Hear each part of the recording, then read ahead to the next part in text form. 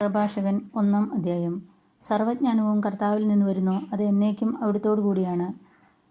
കടൽ തീരത്തെ മണൽത്തരികളും മഴത്തുള്ളികളും നിത്യതയുടെ ദിനങ്ങളും എണ്ണാൻ ആർക്ക് കഴിയും? ആകാശത്തിന്റെ ഉയരവും ഭൂമിയുടെ വിസ്തൃതിയും പാതാളത്തിന്റെ ആഴവും നിർണ്ണയിക്കാൻ ആർക്ക് സാധിക്കും? ജ്ഞാനമാണ് എല്ലാത്തിനും മുമ്പ് സൃഷ്ടിക്കപ്പെട്ടത്. വിവേകപൂർണമായ അറിവ് അനാദിയാണ്. ജ്ഞാനത്തിന്റെ വേരുകൾ ആർക്ക് വെളിപ്പെട്ടിരിക്കുന്നു? അവളുടെ സൂക്ഷ്മമാർഗങ്ങൾ ആരറിയുന്നു? ജ്ഞാനിയായി ഒരുവനേ ഉള്ളൂ. ഭയം ജനിപ്പിക്കുന്ന അവിടുന്ന് സിംഹാസനത്തിൽ ഉപവിഷ്ടനായിരിക്കുന്നു. കർത്താവാണ് ജ്ഞാനത്തെ സൃഷ്ടിച്ചത്. അവിടുന്ന് അവളെയും കാണുകയും തിട്ടപ്പെടുത്തുകയും ചെയ്തു. തൻ്റെ സൃഷ്ടികളെല്ലാം അവിടുന്ന് അവളെ പകർന്നു. അവിടുന്ന് നൽകിയ അളവിൽ അവൾ എല്ലാവരിലും വസിക്കുന്നു. തന്നെ സ്നേഹിക്കുന്നവർക്ക് അവിടുന്ന് അവളെ സമൃദ്ധമായി നൽകിയിരിക്കുന്നു. മഹത്വവും ആനന്ദവും സന്തോഷവും ആഹ്ലാദത്തിന്റെ മകുടവുമാണ് കർത്താവിനോടുള്ള ഭക്തി. അത് ഹൃദയത്തെ ആനന്ദിപ്പിക്കുന്നു. സന്തോഷവും ആനന്ദവും ദീർഘായുസ്സും പ്രദാനം ചെയ്യുന്നു. കർത്താവിനെ ഭയപ്പെടുന്നവന്റെ അവസാനം ശുഭമായിരിക്കും. മരണദിവസം അവൻ അനുഗ്രഹീതനാകും. കർത്താവിനോടുള്ള ഭക്തി ജ്ഞാനത്തിന്റെ ആരംഭമാവുന്നു. മാതൃഗർഭത്തിൽ വിശ്വാസി ഉരുവാവുമ്പോൾ അവളും സൃഷ്ടിക്കപ്പെടുന്നു. മനുഷ്യരുടെ ഇടയിൽ അവൾ നിത്യവാസം ഉറപ്പിച്ചു. അവരുടെ സന്തതികളോട് അവൾ അവിശ്വസ്തത പുലർത്തും. കർത്താവിനോടുള്ള ഭക്തി ജ്ഞാനത്തിന്റെ പൂർണ്ണതയാണ്. അവൾ തന്റെ സത്ഫലങ്ങൾ കൊണ്ട് മനുഷ്യരെ തൃപ്തരാക്കുന്നു. അവളുടെ ഭവനം അഭികാമ്യ വസ്തുക്കൾ കൊണ്ട് നിറയുന്നു. അവളുടെ കലവറ വിഭവങ്ങൾ കൊണ്ടും. കർത്താവിനോടുള്ള ഭക്തി ജ്ഞാനത്തിന്റെ മകുടമാവുന്നു. അത് സമാധാനവും ആരോഗ്യവും സമൃദ്ധമാക്കുന്നു. കർത്താവ് അവളെ കാണുകയും തിട്ടപ്പെടുത്തുകയും ചെയ്തു. അവിടുന്ന് അറിവും വിവേകവും വർഷിക്കുന്നു. അവളെ ചേർത്തണയ്ക്കുന്നവരെ അവിടുന്ന് മഹത്വമണിയിക്കുന്നു. കർത്താവിനോടുള്ള ഭക്തി ജ്ഞാനത്തിന്റെ തായ്വേരാണ്. ദീർഘായുസ് അവളുടെ ശാഖകളും. അനീതിയായ കോപത്തിന് ന്യായീകരണമില്ല. കോപം മനുഷ്യനെ നാശത്തിലേക്ക് തള്ളുന്നു. ക്ഷമാശീലന് കുറച്ചു കാലത്തേക്ക് മാത്രമേ സഹിക്കേണ്ടി വരൂ. അത് കഴിഞ്ഞാൽ അവന്റെ മുമ്പിൽ സന്തോഷം പൊട്ടിവിടരും. തക്ക സമയം വരെ അവൻ തന്റെ ചിന്ത രഹസ്യമാക്കി വെക്കുന്നു. അനേകർ അവന്റെ വിവേകത്തെ പ്രകീർത്തിക്കും. വിജ്ഞാന ഭണ്ഡാരത്തിൽ ജ്ഞാനസൂക്തങ്ങൾ നിറഞ്ഞിരിക്കുന്നു. എന്നാൽ പാപിക്ക് ദൈവഭക്തി അരോചകമാണ്. ജ്ഞാനം ആഗ്രഹിക്കുന്നവൻ പ്രമാണം കാക്കട്ടെ. കർത്താവ് അത് പ്രദാനം ചെയ്യും. കർത്താവിനോടുള്ള ഭക്തി ജ്ഞാനവും പ്രബോധനവുമാവുന്നു. അവിടുന്ന് വിശ്വസ്തതയിലും വിനയത്തിലും പ്രസാദിക്കുന്നു. കർത്താവിനോടുള്ള ഭക്തി അവഗണിക്കുകയോ വിഭക്ത ഹൃദയത്തോടെ അവിടുത്തെ സമീപിക്കുകയോ അരുത്. മനുഷ്യരുടെ മുമ്പിൽ കപടനാട്യം കാണിക്കാതെ അധരങ്ങളെ സൂക്ഷിക്കുക. വീണ് അവമതിയേൽക്കാതിരിക്കാൻ ആത്മപ്രശംസ ഒഴിവാക്കുക. കപടഹൃദയനായ നീ കർത്താവിനെ ഭയപ്പെടാത്തതുകൊണ്ട് അവിടുന്ന് നിന്റെ രഹസ്യങ്ങൾ വെളിപ്പെടുത്തി സമൂഹത്തിന്റെ മുമ്പാകെ നിന്നെ താഴ്ത്തും. പ്രഭാഷകൻ 2-ാം അധ്യായം. എന്റെ മകനെ, നീ കർത്തൃ ശുശ്രൂഷയ്ക്ക് ഒരുമ്പെടുന്നെങ്കിൽ പ്രലോഭനങ്ങളെ നേരിടാൻ ഒരുങ്ങിയിരിക്കുക. നിന്റെ ഹൃദയം അവക്രവും അചഞ്ചലവുമായിരിക്കട്ടെ. ആപത്തിൽ അടിപതറരുത്. അവിടുത്തോട് വിട്ടകലാതെ ചേർന്ന് നിൽക്കുക. നിന്റെ അന്ത്യദിനങ്ങൾ ധന്യമായിരിക്കും.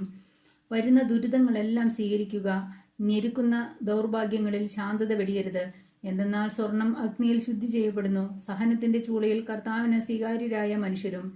കർത്താവിൽ ആശ്രയിക്കുക. അവിടുന്ന് നിന്നെ സഹായിക്കും. നേരായ മാർഗത്തിൽ ചരിക്കുക. കർത്താവിൽ പ്രത്യാശ അർപ്പിക്കുക. കർത്താവിന്റെ ഭക്തരെ, അവിടുത്തെ കരുണയ്ക്ക് വേണ്ടി കാത്തിരിക്കുവിൻ. വീഴാതിരിക്കാൻ വഴി തെറ്റരുത്.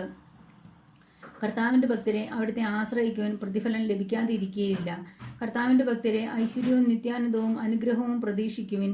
കഴിഞ്ഞ തലമുറകളെ പറ്റി ചിന്തിക്കുവിൻ. കർത്താവിനെ ആശ്രയിച്ചിട്ട് ആരാണ് ഭഗ്നാശനായത്? കർത്താവിന്റെ ഭക്തരിൽ ആരാണ് പരിത്യക്തനായത്? അവിടുത്തെ വിളിച്ചപേക്ഷിച്ചിട്ട് ആരാണ് അവഗണിക്കപ്പെട്ടത്? കർത്താവ് ആർദ്ര ഹൃദയനും കരുണാമയനുമാണ്. അവിടുന്ന് പാപങ്ങൾ ക്ഷമിക്കുകയും കഷ്ടതയുടെ ദിനങ്ങളിൽ രക്ഷയ്ക്കെത്തുകയും ചെയ്യുന്നു. ഭീരുത്വം നിറഞ്ഞ ഹൃദയങ്ങൾക്കും അലസകരങ്ങൾക്കും കപടജീവിതം നയിക്കുന്ന പാപികൾക്കും കഷ്ടം. ദുർബല ഹൃദയർക്കും ദുരിതം. എന്തെന്നാൽ അവർക്ക് വിശ്വാസമില്ല. അവർ അരക്ഷിതരായിരിക്കും. ക്ഷമകെട്ടവർക്ക് ദുരിതം. കർത്താവ് ന്യായം വിധിക്കുമ്പോൾ നിങ്ങൾ എന്തു ചെയ്യും? കർത്താവിനെ ഭയപ്പെടുന്നവൻ അവിടുത്തെ വചനം ധിക്കരിക്കുകയില്ല. അവിടുത്തെ സ്നേഹിക്കുന്നവർ അവിടുത്തെ മാർഗത്തിൽ ചരിക്കുന്നു. കർത്താവിനെ ഭയപ്പെടുന്നവർ അവിടുത്തെ ഇഷ്ടം അന്വേഷിക്കും. അവിടുത്തെ സ്നേഹിക്കുന്നവർ അവിടുത്തെ പ്രമാണങ്ങളാൽ പരിപുഷ്ടരാകും. കർത്താവിനെ ഭയപ്പെടുന്നവർ ഹൃദയം ഒരുക്കിവെക്കും. അവിടുത്തെ മുമ്പിൽ വിനീതരായിരിക്കുകയും ചെയ്യും. നമുക്ക് മനുഷ്യകരങ്ങളിലല്ല, കർത്തൃകരങ്ങളിൽ നമ്മെ തന്നെ അർപ്പിക്കാം. എന്തെന്നാൽ അവിടുത്തെ പ്രഭാവം പോലെ തന്നെയാണ് അവിടുത്തെ കാരുണ്യവും. പ്രഭാഷകൻ 3-ാം അധ്യായം. കുഞ്ഞുങ്ങളെ, നിങ്ങളുടെ പിതാവായ എൻ്റെ വാക്ക് കേൾക്കുവിൻ. സുരക്ഷിതരായിരിക്കാൻ അതനുസരിച്ച് പ്രവർത്തിക്കുവിൻ. മക്കൾ പിതാവിനെ ബഹുമാനിക്കണമെന്ന് കർത്താവ് ആഗ്രഹിക്കുന്നു. അവിടുന്ന് പുത്രന്മാരുടെ മേൽ അമ്മയ്ക്കുള്ള അവകാശം ഉറപ്പിച്ചിരിക്കുന്നു. പിതാവിനെ ബഹുമാനിക്കുന്നവൻ തന്റെ പാപങ്ങൾക്ക് പ്രായശ്ചിത്തം ചെയ്യുന്നു. അമ്മയെ മഹത്വപ്പെടുത്തുന്നവൻ നിക്ഷേപം കൂട്ടിവെക്കുന്നു. പിതാവിനെ ബഹുമാനിക്കുന്നവനെ അവൻ്റെ മക്കൾ സന്തോഷിപ്പിക്കും. അവൻ്റെ പ്രാർത്ഥന കർത്താവ് കേൾക്കും. പിതാവിനെ ബഹുമാനിക്കുന്നവൻ ദീർഘകാലം ജീവിക്കും. കർത്താവിനെ അനുസരിക്കുന്നവൻ തൻ്റെ അമ്മയെ സന്തോഷിപ്പിക്കുന്നു. ദാസൻ എന്ന പോലെ അവൻ മാതാപിതാക്കന്മാരെ സേവിക്കും. പിതാവിനെ വാക്കിലും പ്രവൃത്തിയിലും ബഹുമാനിച്ച് അവൻ്റെ അനുഗ്രഹത്തിന് പാത്രമാവുക. പിതാവിൻ്റെ അനുഗ്രഹം മക്കളുടെ ഭവനങ്ങളെ ബലവത്താക്കും.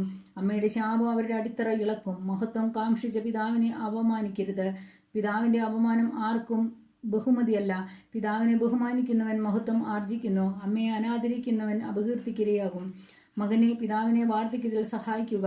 മരിക്കുന്നതുവരെ അവന് ദുഃഖമുണ്ടാക്കരുത്.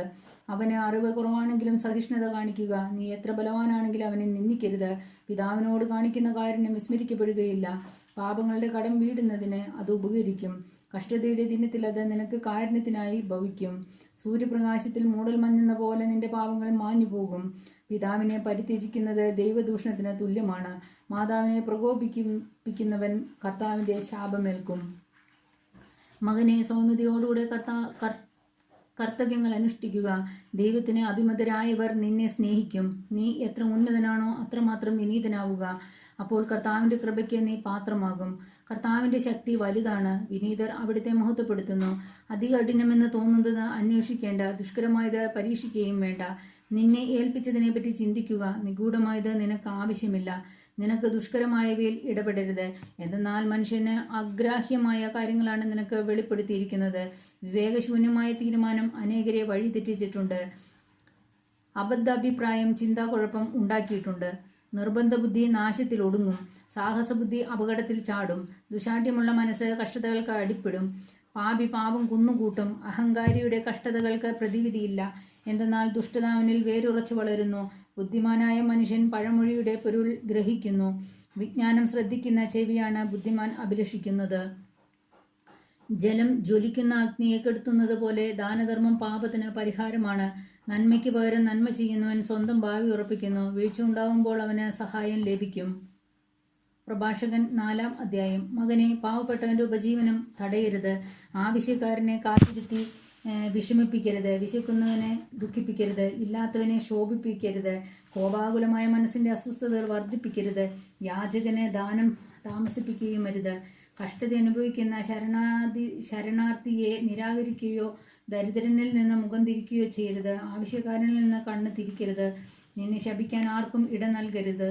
എന്തെന്നാൽ മനം നൊന്ത് ശപിച്ചാൽ സൃഷ്ടാവ് അത് കൈക്കൊള്ളും. സമൂഹത്തിൽ സമ്മതനാവുക. നായകനെ നമിക്കുക. പാവപ്പെട്ടവന്റെ വാക്ക് ശ്രദ്ധിച്ചു കേട്ട് സമാധാനത്തോടും സൗമ്യതയോടും കൂടെ മറുപടി നൽകുക. മർദ്ദകന്റെ കയ്യിൽ നിന്ന് മർദ്ദിതനെ രക്ഷിക്കുക. അചഞ്ചലമായി ന്യായം വിധിക്കുക. അനാഥർക്ക് പിതാവും അവരുടെ അമ്മയ്ക്ക് ഭർതൃതുല്യനും ആയിരിക്കുക. അപ്പോൾ അത്യുന്നതൻ നിന്നെ പുത്രനെന്ന് വിളിക്കുകയും അമ്മയുടേതിനേക്കാൾ വലിയ സ്നേഹം അവിടുന്ന് നിന്നോട് കാണിക്കുകയും ചെയ്യും.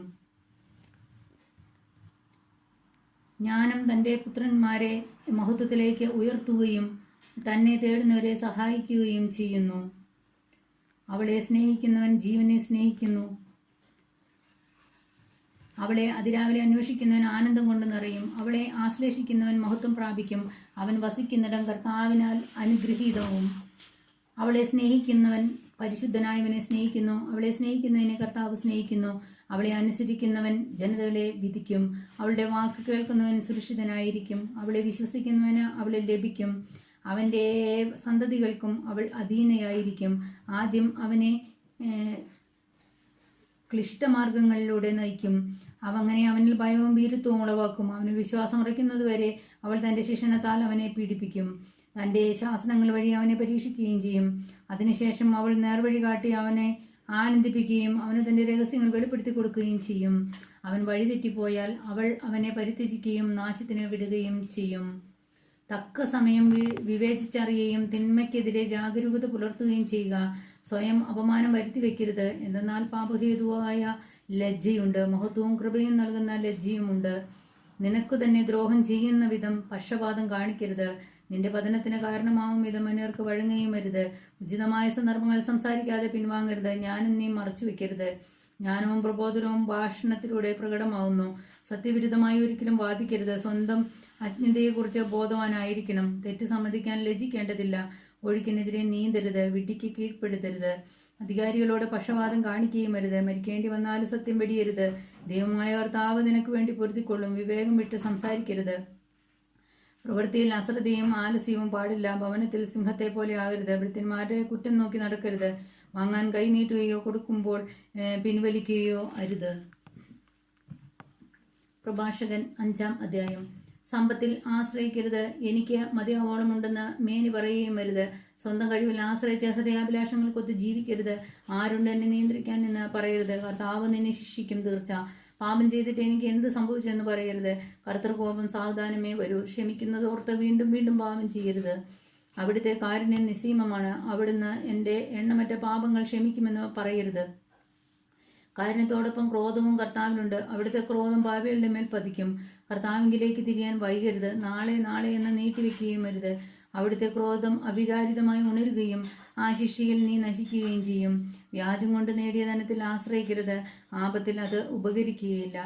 ഏത് കാറ്റത്തും പാറ്റുകയോ എല്ലാ മാർഗത്തിലും ചരിക്കുകയോ അരുത്. കപടഭാഷണം നടത്തുന്ന പാപി ചെയ്യുന്നത് അതാണ്. നീ അറിവിൽ സ്ഥൈര്യം പാലിക്കുക. നിന്റെ വാക്കുകളിൽ പൊരുത്തക്കേടുണ്ടാകരുത്. കേൾക്കുന്നതിൽ ജാഗരൂകതയും മറുപടി പറയുന്നതിൽ അവധാനവും കാട്ടുക. അറിയാമെങ്കിലേ പറയാവൂ, ഇല്ലെങ്കിൽ വായി തുറക്കരുത്. മാനവും അവമാനവും വാക്കിലൂടെ വരുന്നു.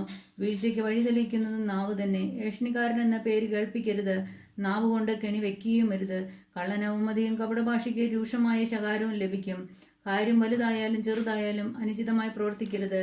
സ്നേഹിതനാകുന്നതിന് പകരം ശത്രുവായി തീരരുത്. പിതാവിനും പുത്രനും പരിശുദ്ധാത്മാവിനും സ്തുതി.